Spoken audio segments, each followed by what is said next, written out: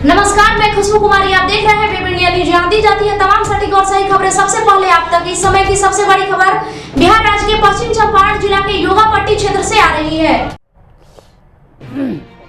Welcome back, मैं rice और आप देख रहे हैं वेब इंडिया न्यूज़। अभी मैं पश्चिमी चंपारण जिला के नगर पंचायत जोगापट्टी में उपस्थित हूँ। जैसे कि आपको मालूम है कि यहाँ पर जो नगर निकाय की जो चुनाव की सरगर्मी है काफ़ी तेज हो गई है, जिसमें चाहे वो वार्ड पार्षद हो, चाहे वो वार्ड पार्षद प्रत्याशी हो, चाहे उप सभापति अर्थात उपाध्यक्ष पद के प्रत्याशी हो, चाहे चेयरमैन के प्रत्याशी हो, सभी लोग अपने अपने दम खम पर संघर्ष कर रहे हैं और नए नए पैंतरे अपना रहे हैं। अब देखते हैं कि यहाँ पर इस नगर पंचायत में यहाँ की जनता किसको यहाँ के सीट से सम्मानित करती है, अर्थात कौन यहाँ पर लोग विजयी प्राप्ति करेंगे।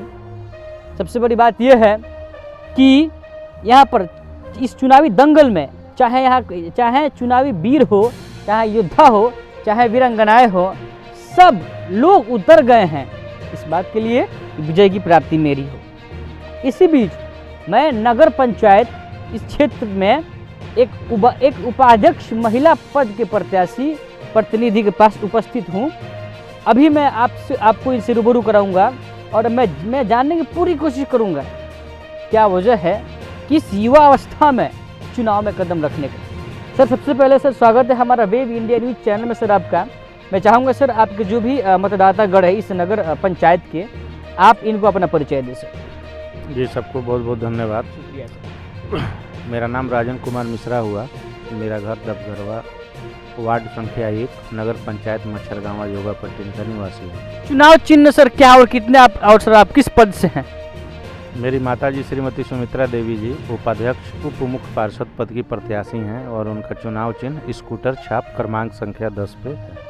सर आप युवा हैं तो सर कहीं ना कहीं सवाल बनता है सर, इस उम्र में सर आप अपना लाइफ कहीं सेट कर लेते हैं, लेकिन सर राजनीति क्यों? राजनीति इसलिए कि सवाल सर ये है कि क्या वजह है कि अब युवाओं को भी राजनीति में उतरना पड़ रहा है? विकास करने के लिए। यहाँ कोई विकास हुआ नहीं है। 15 सालों से एक ही लोग बैठे हुए हैं। 3-3 टर्म 4-4 टर्म के मुखिया लोग हैं, 2-2 टर्म के मुखिया लोग हैं, 3 टर्म के विधायक जी हैं। कोई विकास कार्य नहीं हुआ। सर ये बात आपके दिल से सर निकली है, इसको सर मैं आभास कर सकता हूँ। सर कहीं ना कहीं तो दिक्कत है जिसकी वजह से आप लोगों को फील्ड में आना पड़ रहा है। चलिए सर, बहुत सारी आप जो उपाध्यक्ष पद पर चेहरे हैं और बड़े बड़े राजनीतिक योद्धा और वीरांगनाएं हैं, लेकिन आप ही क्यों?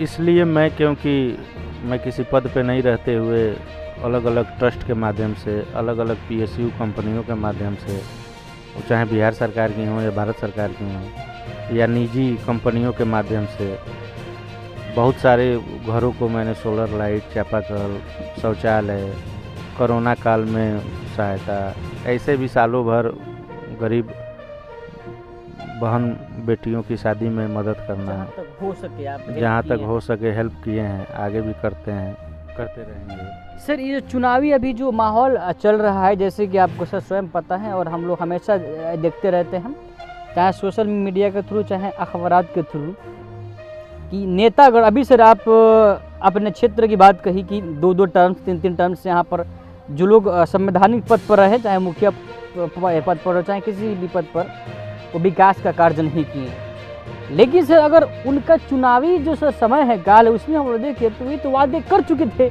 कि मेरी सरकार आने के बाद मैं बदलाव या विकास मैं करूँगा।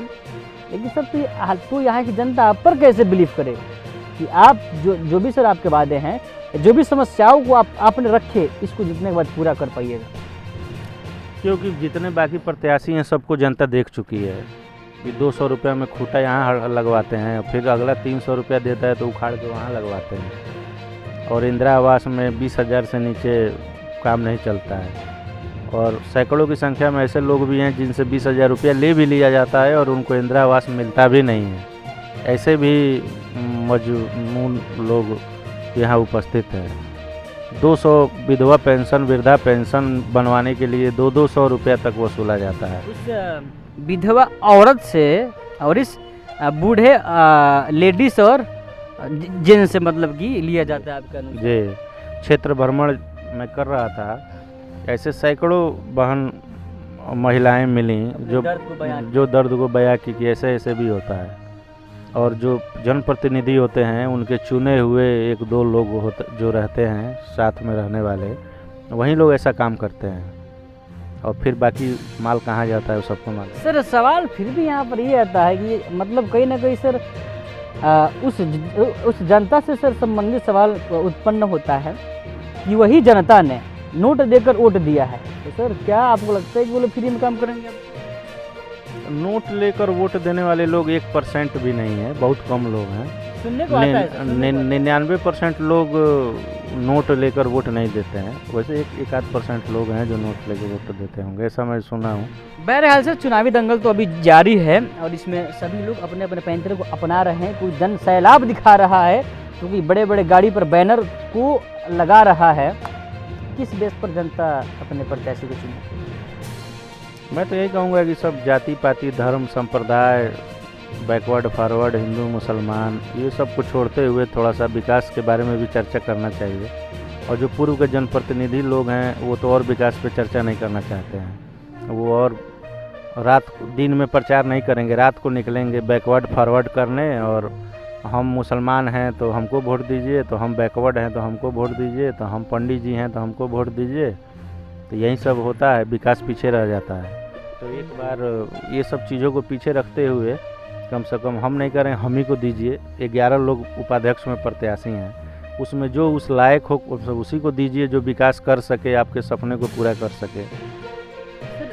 जो लोग चुनावी जो जनतागढ़ चुनाव में सर कुछ चीज़ के ऊपर चाहे वह मजबूरी हो चाहे जो कुछ हो वे लोग बिक जाते हैं, वे अपने मत को दान नहीं करते हैं, विक्रय करते हैं। क्या कहेंगे आप उनको सर? ये सर या आप उनको क्या सुझाव देना चाहेंगे?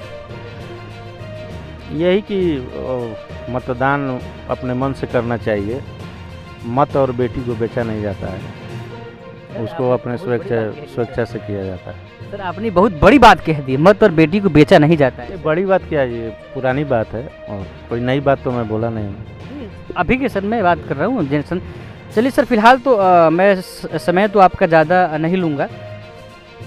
लास्ट सर आपसे एक प्रश्न है, 9 तारीख को आपकी जो इस क्षेत्र के जो नगर पंचायत मच्छरगावा जोगापट्टी के जो मतदातागढ़ सम्मानित मतदातागढ़ जो जाएंगे अपना वोट डालने, मत को दान करने, आप उनको क्या संदेश देना चाहेंगे? उनको यही संदेश देना चाहेंगे कि सबको आप लोग देख लीजिए, एक बार हमको भी देख लीजिए, मात्र 5 साल के लिए। उसके बाद आगे जो विचार है जो आपको विचार है कीजिएगा। लेकिन एक और मैं एक इस सवाल से अलग एक जवाब देना चाहूँगा आपको। आप वो सवाल नहीं पूछे हैं। यहाँ एक बहुत बड़े प्रतिनिधि की पत्नी चुनाव लड़ रही हैं।